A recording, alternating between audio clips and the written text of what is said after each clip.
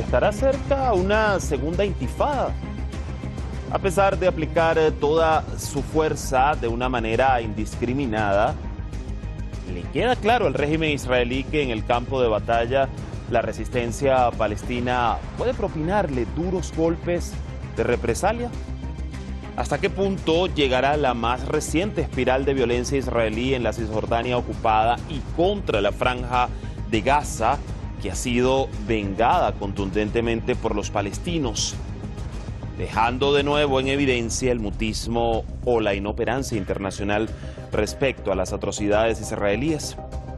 Esto es Detrás de la Razón. Les saluda Dani Pérez Díaz y de inmediato indagamos en todas estas reflexiones. Buena semana para todos. Así iniciamos.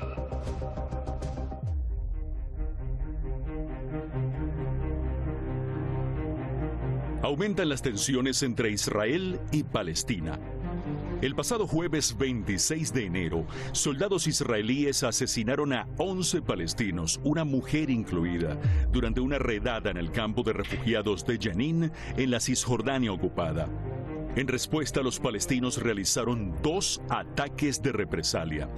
El viernes 27 de enero, un hombre armado palestino mató a 10 israelíes frente a una sinagoga en un barrio de la ciudad de Al-Quds.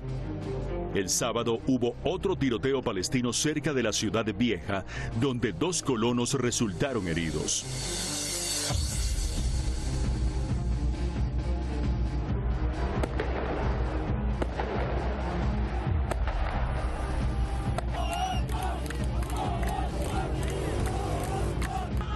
Los palestinos en Cisjordania ocupada y en la Franja de Gaza celebraron estas acciones en respuesta a los reiterados crímenes israelíes. Aseveran que los ataques en Al-Quds han sido en venganza por los mártires en Jenin. عملية المقاومة في مدينة القدس هي رد طبيعي على المجزرة التي ارتكبها الاحتلال الصهيوني في مخيم جنين بالأمس، وهي رد على جرائم الاحتلال ضد شعبنا الفلسطيني في كل مكان. هذا هو السلوك الطبيعي، والاحتلال يتحمل المسؤولية الكاملة عن جرائمه وعن كل هذه الأحداث. حذرنا من أن هذه الحكومة اليمينية الفاشية تدفع الأمور نحو تصعيد كبير يتحمل فقط الاحتلال المسؤولية الكاملة عنه. هذه العمليات هي رد طبيعي على جرائم الاحتلال التي تمارس ضد الشعب الفلسطيني وضد المقدسات، وهذه العمليات ستتصاعد وستستمر في الضفة الفلسطينية وفي أراضينا المحتلة للجم الاحتلال، بل لدحر الاحتلال عن هذه الأرض، والاحتلال هو من يتحمل المسؤولية الكاملة عن ذلك. Tras los ataques palestinos en Al-Quds, Israel envió más tropas a Cisjordania ocupada. Según fuentes militares, el 60% del ejército israelí y todos sus batallones, divisiones militares y tanques fueron desplegados allí. התגובה שלנו תהיה חזקה, מהירה ומדויקת. מי שינסה לפגוע בנו, אנחנו נפגע בו ובכל מי שמסייע לו. אנחנו פורסים כוחות, אנחנו מתגברים כוחות, ואנחנו עושים זאת בזירות השונות. El premier israelí prometió demoler las casas de los sospechosos de los ataques de represalia. Indicó también que su gabinete busca más permisos de armas para los civiles. יש את העניין של נשקים, אני רוצה נשקים ברחובות, אני רוצה שאזרחי ישראל יוכלו להגן על עצמם. ראינו את זה באירוע היום בעיר דוד, כאשר לאזרחים יש נשקים, הם יכולים להגן על עצמם. En reacción, los grupos de resistencia palestinos reiteraron que tales medidas de las autoridades israelíes no causarán miedo en los palestinos y que este pueblo no dejará de defender sus derechos.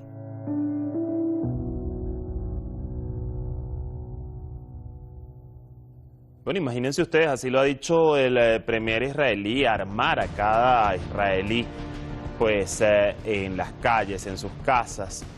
Gracias al equipo de redacción y producción por este material y por ponernos en contexto la situación durante los últimos días. Nosotros vamos a presentar a nuestros analistas de inmediato.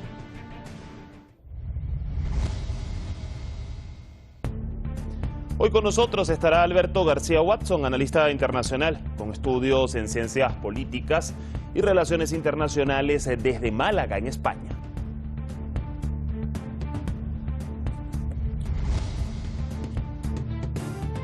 Y también nos va a acompañar Daniel Lobato, analista internacional, experto en geografía e historia y también activista palestino desde la capital de España, Madrid.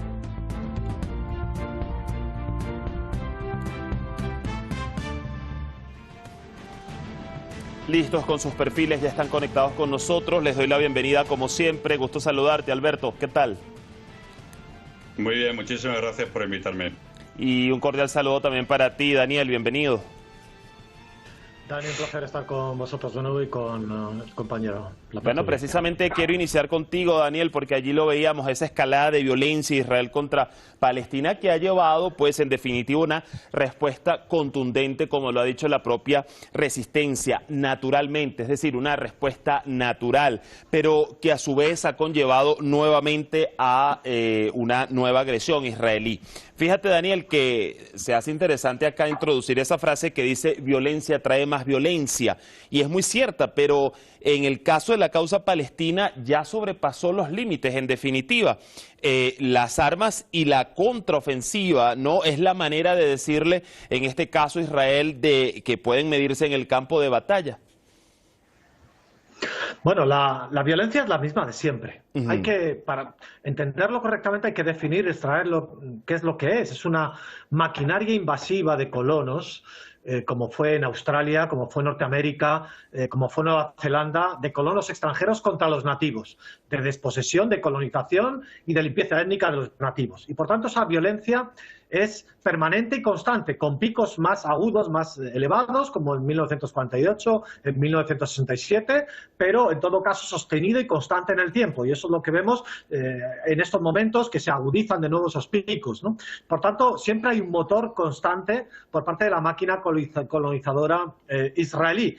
Y nunca se puede situar a las dos partes al mismo nivel, que es lo que hace la terminología, los términos que se manejan en Occidente, ¿no? Lo de escalar, como si el escalar fuera que cada uno va poniendo un peldaño por encima del otro. No, siempre hay uno que está imponiendo la presión, la opresión sobre el otro, ¿no? Y lo de rebajar tensiones, bueno, hay una máquina invasiva, la tienes que detener y desarmar para que deje de invadir y de agredir. Y si no se desarma esa máquina, va continuando haciendo lo que sabe, va a continuar haciendo lo que sabe, ¿no? Entonces, en ese marco de que hay un colonizador y un colonizado, un desposeído y un desposeedor, la visita, esta que planteáis, pues tiene muchos objetivos, la de Antony Blinken, aunque yo creo que se va a ir con muy pocos resultados, ¿no? Y tiene que ver, pues uno de los objetivos, con esa hipotética OTAN árabe sionista, y por eso ha visitado también Egipto, si no me equivoco, ha ido a ver al Sisi.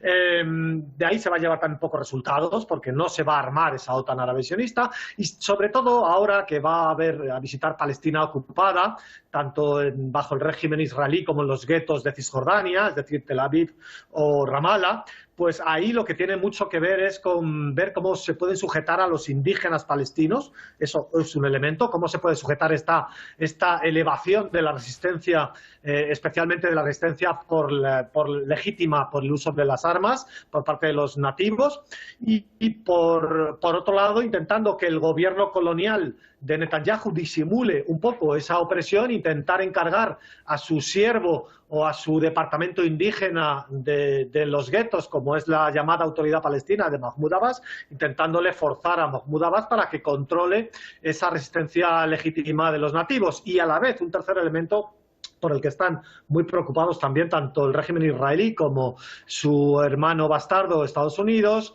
es quién va a suceder a Mahmoud Abbas, porque va a desaparecer en breve. Es decir, ya sea yo no le deseo nada malo, pero ya sea por vía natural o por cualquier otra vía, por supuesto va a tener que ser relevado, y es un tema de enorme preocupación para el régimen, también para Estados Unidos. Están pensando los think tanks sionistas, tanto en Israel como en Estados Unidos, quién debe sucederle, y por supuesto tienen sus candidatos, como es los responsables de la coordinación, del aparato de coordinación y de represión interno dentro de la Autoridad Palestina, Majed Faraj, Hussein el-Sheikh, pero esos elementos van a son los que arman esta visita de Antony Blinken. Luego andaremos un poco más en ese punto. Voy contigo, Alberto. Fíjate que 2021-2022, que además lo analizamos por demás acá desde este espacio, fueron años letales en los territorios ocupados, donde el régimen israelí pues continuó su agresión, y no solo con armas, sino también con demoliciones de casas palestinas y asentamientos en las tierras ocupadas palestinas. Pero visto lo que hemos visto ya en estos 30 días que van de 2023, ¿hay algún factor motivador, más allá de lo que ya conocemos y de lo que bien Daniel explica, o por dónde crees que va a ir esa especie de hoja de ruta, ¿no?, israelí para este año?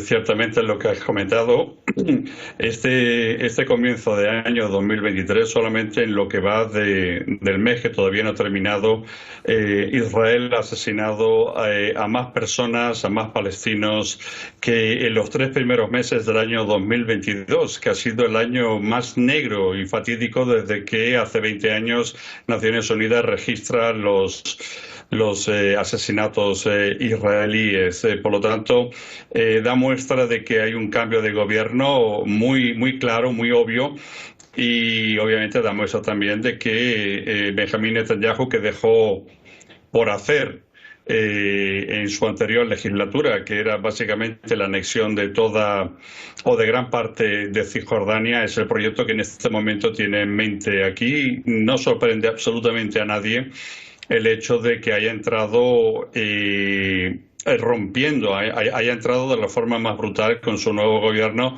pero todo está calculado. La masacre de Jenin, con esta cantidad de muertes, y aparte de que es a diario, cuando no hay uno, hay 2 muertos, básicamente lo que tenía planeado era una respuesta contundente por parte tanto de la resistencia como de la sociedad civil palestina en general, para poder en este momento justificar el traslado del 60% de todo su ejército a los territorios palestinos ocupados, porque ese principio anexionista que tiene desde siempre Benjamín Netanyahu lo va a poner ahora en práctica. Es ahora que a los ojos del mundo, de la comunidad internacional, con la propaganda tóxica y la contaminación publicitaria que tiene de su régimen, va a hacer pensar a todo el mundo de que es la víctima. Los israelíes son las víctimas, y por lo tanto ahora más que nunca está completamente justificado la expansión total de su territorio sobre los territorios ocupados y la anexión de gran parte de este territorio. Y esto obviamente no lo va a tolerar ni la población civil palestina ni la resistencia. Sí que lo va a tolerar, lo más seguro, Mahmoud Abbas, porque obviamente es una figura colaboracionista de los israelíes, y básicamente ante la terrible masacre de Jenin solamente ha salido a la palestra para suspender temporalmente lo que es la coordinación en seguridad, que no es otra cosa que una herramienta para entregar a las autoridades israelíes, sino información sobre los resistentes palestinos o los mismos palestinos físicamente. Ya lo hizo en 2014 con esa gran masacre de 2014, cuando los días previos al ataque a la Franja de Gaza, Mahmoud Abbas entregó a través de este convenio de seguridad a más de 800 grandes líderes de Hamas en Cisjordania. Por eso, como digo, en este momento tiene bien planificado Netanyahu lo que va a hacer. Esto no es coincidencia, lo que está ocurriendo no es fortuito, y desafortunadamente el 60% del ejército, que son muchísimos efectivos, más tanques y más presencia aérea, pues va a provocar lo que definitivamente se está esperando desde hace mucho tiempo, que es una tercera intifada. A ver, Daniel, aprovechando que Alberto toca o aborda estos 2 puntos claves, quisiera dirigir mi próxima pregunta a ti con esto. Fíjate, ¿qué significado tiene este 60% de la fuerza militar de Israel ahora puesta allí en la Cisjordania, ¿no? ¿Hacia qué más se puede esperar con esto? Es una clara evidencia del dolor de cabeza o de la preocupación que está generando en Israel, pues las claras represalias que pueda ahora, en un momento como este, generar la resistencia palestina, que quizás en años anteriores no era de tal magnitud. Y en este mismo sentido te pregunto, ¿qué puerta deja abierta, ¿no?, este elemento de ese término, esa finalización de la coordinación en seguridad con el régimen de Israel que anunció la Autoridad Nacional Palestina a raíz de estos eventos? Bueno, muy importante todo. Hay que recordar que el jefe de los guetos de Cisjordania, que trabaja para el régimen israelí, Mahmoud Abbas, ha anunciado en diferentes ocasiones que iba a romper los acuerdos de colaboración y de seguridad, o más bien de represión interna contra los nativos, ¿no? Bueno, eso lo ha anunciado en diferentes ocasiones, luego los ha reanudado de nuevo cuando los israelíes lo han apretado un poco, ahora le están apretando de nuevo sin dinero, le están asfixiando sin dinero los israelíes. Habrá que ver cuánto dura. En todo caso, hay una evidencia, y es que ese departamento indígena se está desmoronando. Se está desmoronando a ojos vista. Incluso uno de los grandes colaboradores con el régimen israelí dentro de ese departamento indígena, Hussein el-Sheikh, ahora se intenta dar un paso atrás o un paso al lado, apartarse un poco de Mahmoud Abbas, criticarle. Pero hay dos elementos que habéis nombrado que son muy importantes en ese desmoronamiento de la autoridad palestina, de la falta de control de la represión interna y, por tanto, el surgimiento de grupos de jóvenes hartos ya de la autoridad palestina, incluso dentro de las fuerzas de seguridad de la autoridad palestina, que están con un pie dentro de esas fuerzas de seguridad y a la vez con otro pie están dentro de uno de los grupos de la resistencia, combinan ambos roles. Bueno, es muy importante entender que dos elementos. Uno, que Palestina ella está anexionada desde 1967. Es decir, solo hay un único régimen geopolítico en toda Palestina renombrado internacionalmente como Israel. Y existen unos guetos indígenas en Cisjordania, en Gaza, y también hay otros indígenas que tienen ID o DNI o carnet de ciudadano, entre comillas, del régimen israelí. Pero básicamente hay que entender así a Palestina, renombrada como el régimen de apartheid israelí, para no confundirnos con dos estados, etcétera. Y por otro lado, con el tema del ejército que decíais, de enviar el 60% del ejército dentro de los guetos de Cisjordania. Bueno, es que el ejército israelí nació, se fundó y tiene su razón de ser en la represión a los indígenas. Ni siquiera es un ejército que haya sido creado, especialmente adiestrado contra otros ejércitos, aunque la mitología de la guerra de los 6 días, la mitología de la guerra del 48 o la guerra del Yom Kippur, etcétera, esa mitología ante ejércitos de países árabes que realmente eran enormemente débiles, pero realmente la función primaria como el 7º de caballería en Estados Unidos era un artefacto militar contra los indígenas. Y entonces,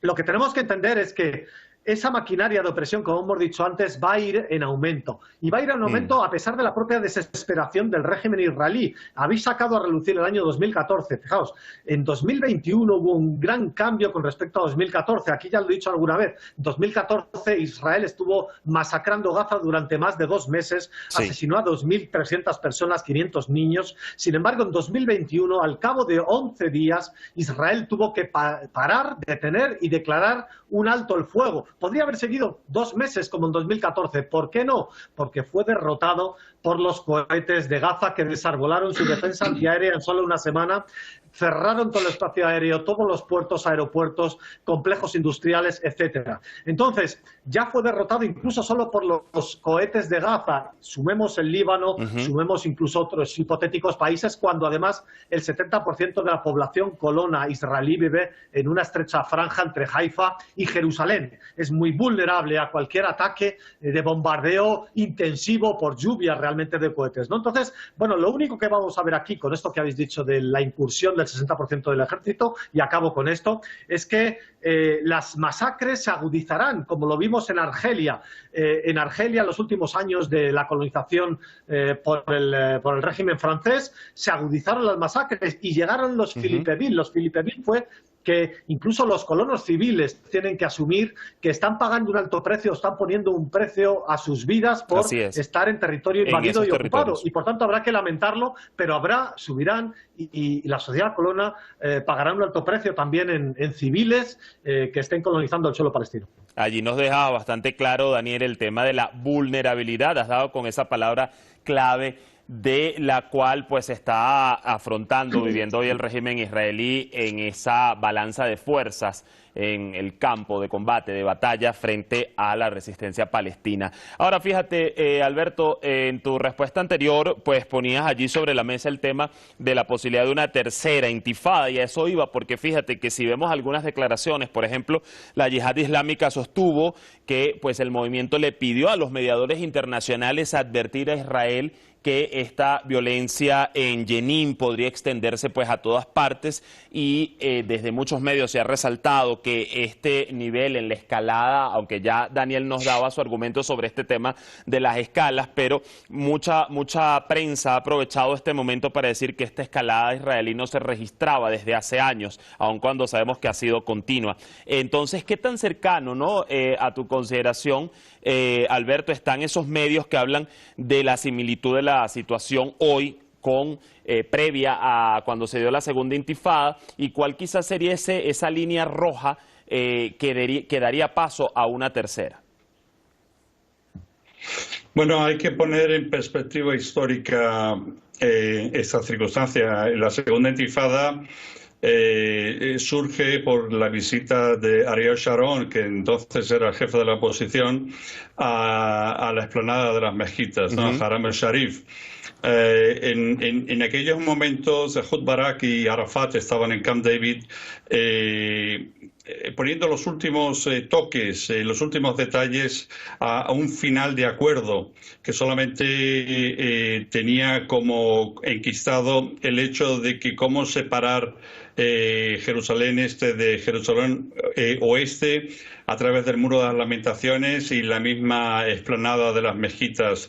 Entre tanto, Ariel Sharon se dio a la circunstancia de tener que hacer y provocar, porque era contrario y siempre ha estado, siempre ha sido contrario a una solución para dos estados, la provocación de acercarse a la mezquita, al templo, perdón, a la explanada de las mezquitas para provocar, como digo, la exaltación de los palestinos. El momento histórico era diferente porque se estaba a punto de lograr un acuerdo para la creación de un Estado palestino. En estos momentos no existe ningún índice que pueda marcar el que haya posibilidad remota de que se pueda constatar un Estado palestino. Y de ello se está encargando, obviamente, y especialmente, como digo, en el contexto histórico, tenemos ahora el gabinete ministerial más extremista de todos los tiempos. Si ha sido radical cualquiera de los diferentes gobiernos de Israel, incluso hasta de los más moderados de Isaac Rabin, que fue el que sacó la ley cuando era ministro de Defensa durante la primera intifada, de romper los huesos de los niños que tiraban piedras con rocas, desmembrar casi a estos pobres, ¿no? Incluso en aquellos tiempos el sionismo que fue incluso condenado por Naciones Unidas en 1975 con la resolución 3379, que equiparaba el sionismo a una forma de discriminación racial y que lo equiparaba también al apartheid sudafricano. El sionismo es radical en sí, pero lo que tenemos en este momento está muy por encima de cualquier expectativa de radicalidad y extremismo, porque tenemos incluso a personas que han formado parte, como Ben-Gvir, el ministro de Defensa Nacional, han formado parte del CAJUA, que era una institución, una organización terrorista, denominada terrorista por Israel y por Estados Unidos, y este hombre ha sido miembro de esta organización. Por lo tanto, este gobierno va a ir al completo de los extremos, y definitivamente, a diferencia de la segunda intifada, donde estaba completamente justificada la intifada por parte del levantamiento popular por parte de los palestinos, en este momento está 10 veces más justificada, porque en este momento puede que no quede nada de Palestina si no hay un levantamiento popular, dado que las autoridades de la Autoridad Nacional Palestina no está haciendo nada por Palestina. Y el propio Benjamin Netanyahu lo ha dejado claro, aunque ya sabemos pues de sus anteriores administraciones, pero lo ha dejado claro de la línea dura con la cual va a aplicar a partir de este momento mucho más de lo que ya ha hecho. El tiempo se nos fue, les quiero agradecer a ambos. Alberto, Daniel, será hasta un próximo análisis. Los vemos nuevamente por acá, por Detrás de la Razón. Hasta la próxima. Un placer. Allí el panorama, mientras el secretario de Estado estadounidense pues acaba de reafirmar que el compromiso de Washington es inquebrantable con la seguridad de Israel, la resistencia palestina sigue dejando en claro su determinación a la defensa y recuperación de sus tierras históricas ocupadas. Mañana cambiamos de análisis. Irán convoca al encargado de negocios de Ucrania por las declaraciones sobre el ataque fallido en Isfahán. Les esperamos. Gracias como siempre.